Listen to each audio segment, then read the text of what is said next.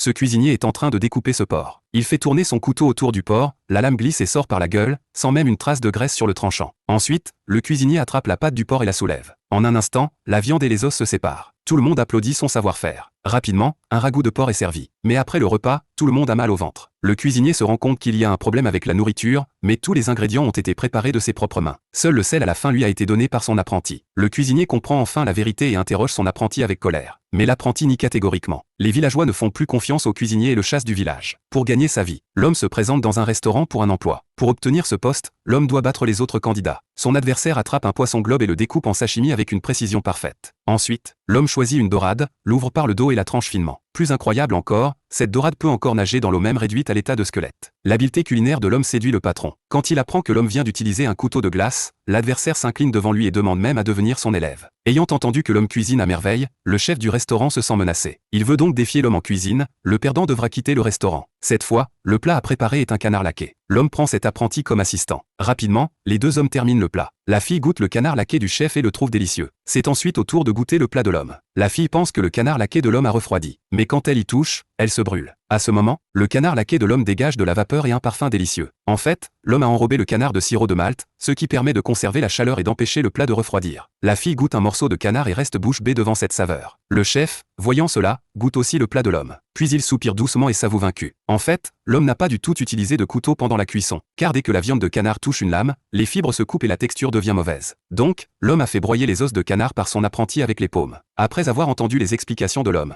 le chef quitte le restaurant. Ainsi, l'homme devient le nouveau chef.